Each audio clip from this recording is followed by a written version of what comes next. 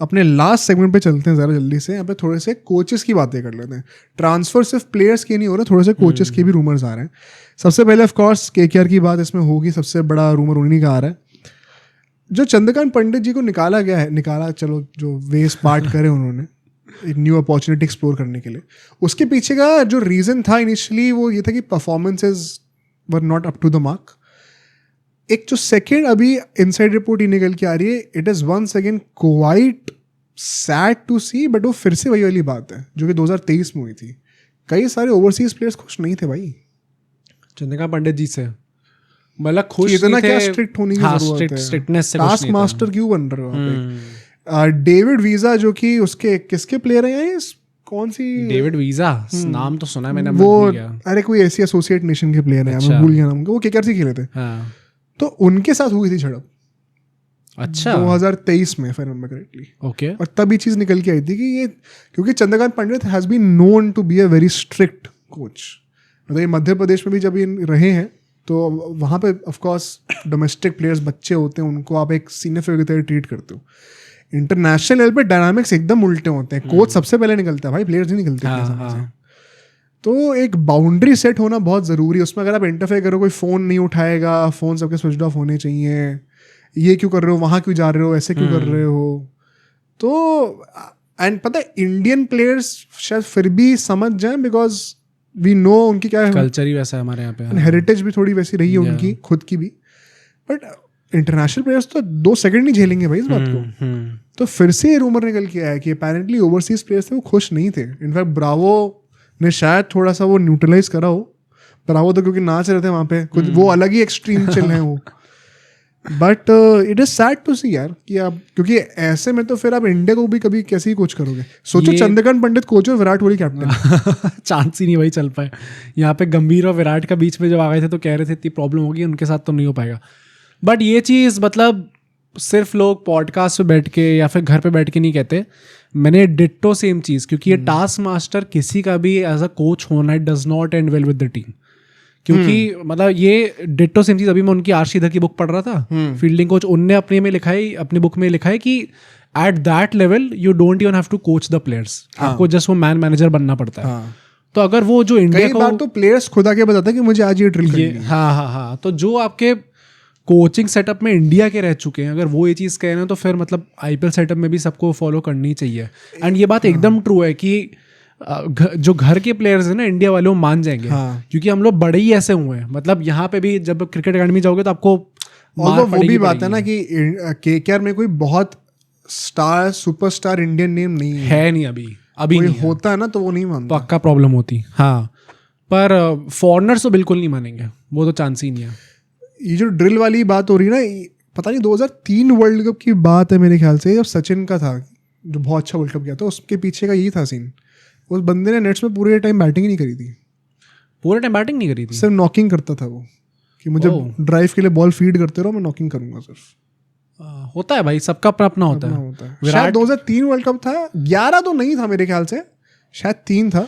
नहीं वैसे भी जैसे विराट कोहली का भी कहते हैं ऐसे होता है, जब भी किसी टूर्नामेंट में जाते हैं वो, तो इनिशियली स्टार्टिंग कुछ दिन में ऐसा होता है कि वो 200-300 बॉल खेल रहे हैं नेट्स में, और फिर एज द टूर्नामेंट प्रोग्रेसेस तो उनकी ट्रेनिंग कम होती जाती है। हाँ, वो तो नेचुरली है, सब वर्कलोड सबका अपना अपना है। पर यार ये बहुत सैड है देखने के लिए कि इतना ज़्यादा, एंड आई वंडर कि वो 24 वाले साल में क्या हुआ था ऐसा कि भाई सब इतना अच्छा लग रहा था भाई। क्योंकि गंभीर की भी आने से फर्क पड़ा होगा कहीं ना कहीं, ये बात जरूर होगी, क्योंकि उस टाइम पे श्रेयस अय्यर भी थे भाई। श्रेयस अय्यर सुपरस्टार, चलो इस टाइम पे है ही वो, बट उस टाइम पे भी मतलब एक वो था, उनका रौला था।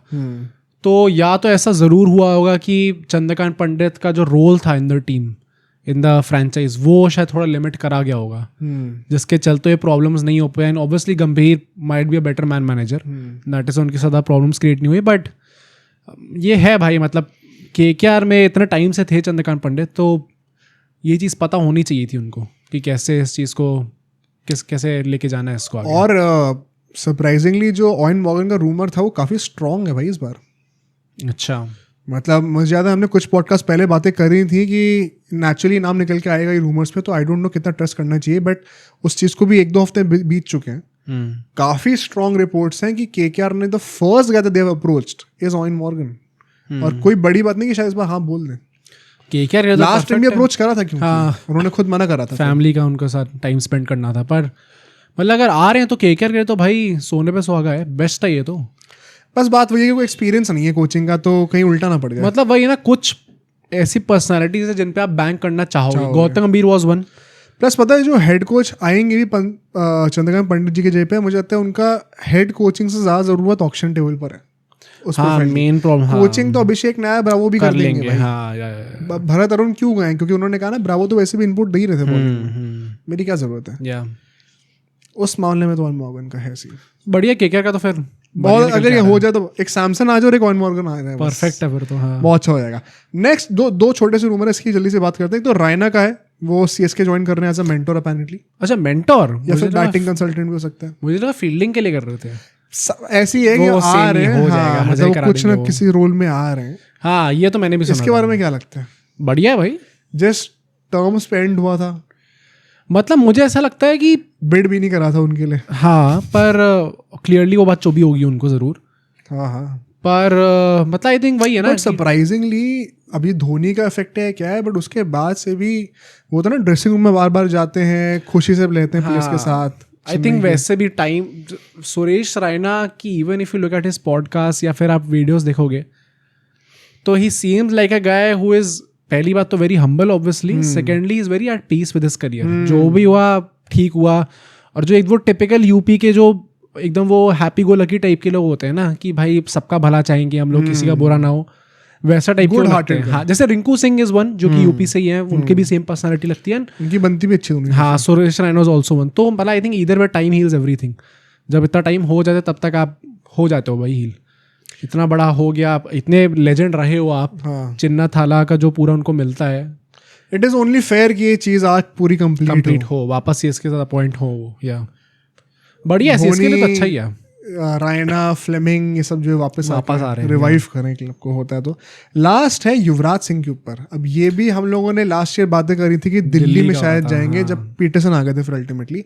बट उनके लास्ट ईयर से ही बहुत सारे रूमर्स थे कि फाइनली वो कोचिंग सेटअप में एंटर करने वाले हैं, क्योंकि उनके जो खुद के बनाए हुए प्लेयर्स हैं वो काफी ब्लूम कर रहे हैं। हाँ, ऐसा बोलने कि शायद आशीष नेहरा जीटी से अगर वेस पार्ट करेंगे तो युवराज की तरफ देखा जा रहा है भाई। अब तो आशीष नेहरा वेस पार्ट क्यों करेंगे? भाई सबसे पहला पॉइंट ये है क्योंकि ऑलरेडी काफी सक्सेस उनको मिली है, एंड लेट्स सी कैसा निकल के आता है। क्योंकि मुझे लगता है गिल और उनकी भी अच्छी बन रही थी भाई आशीष नेहरा की। I don't see a problem कि क्यों उन्हें चेंज करने की जरूरत पड़ेगी।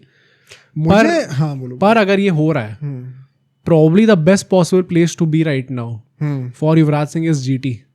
Captain Shubman Gill, coach Yuvraj Singh, best possible place to be. मुझे लगता है SRH is also a great place. Abhishek Sharma की वजह से, प्लस जो आइडियोलॉजी से वो लोग खेलते हैं, आइडियोलॉजी कुड बी वन। हाँ, राइट, कह सकते हैं। काफी फिटिंग रहेगा युवराज सिंह के लिए। हाँ, पर मुझे ये भी लगता है कि विक्टोरिया पे कब तक बैंक करोगे? अब टाइम आ गया। अगर वो जीटी में आ रहे हैं तो परहैप्स शुभमन गिल को, क्योंकि अगेन ये this could be a topic for the next podcast, but ऐसा कह रहे हैं कि उनको आगे जाके T20 कैप्टनसी भी दी जाएगी गिल को। हाँ, तो अगर he is destined to take that captaincy, हाँ, तो युवराज सिंह जो है वो बहुत ही एक अच्छा उनकी ग्रूमिंग कर सकते हैं अपना टेम्पलेट लाके गुजरात टाइटंस। तो मुझे लगता है जो 2011 की जो चैंपियन टीम थी, इसका अब टाइम आ गया कि एक एक करके जो है इंडिया कोच करते रहे। अभी गंभीर की बारी, इसके बाद युवराज और युवराज सिंह को लेकर तो मैं बहुत एक्साइटेड हूँ भाई कि कैसा कोचिंग में ना। हाँ, मैं जनरली देखना चाहता हूँ कि क्या फर्क पड़ता है। हो सकता है कुछ भी ना हो, बट एक वो एक्साइटमेंट फैक्टर तो फॉर श्योर है भाई। And I think it's time भाई। अगर उनको एंटर करना है, पता नहीं हो सकता उनको एंट्री ना करना हो, अगर करना है तो आई थिंक IPL माने का तो सही टाइम आ चुका है। कब तक आप डिले करोगे उस चीज को? अब सोचो अगर एक क्लिप इतनी बढ़िया थी तो पूरा का पूरा पॉडकास्ट कितना बढ़िया होगा। तो अगर आपको इसी क्लिप का पूरा पॉडकास्ट देखना है तो यहाँ पे क्लिक करिए, और अगर आपको ऐसे ही और क्लिप्स बिंज वॉच करनी है तो यहाँ पे क्लिक करिए।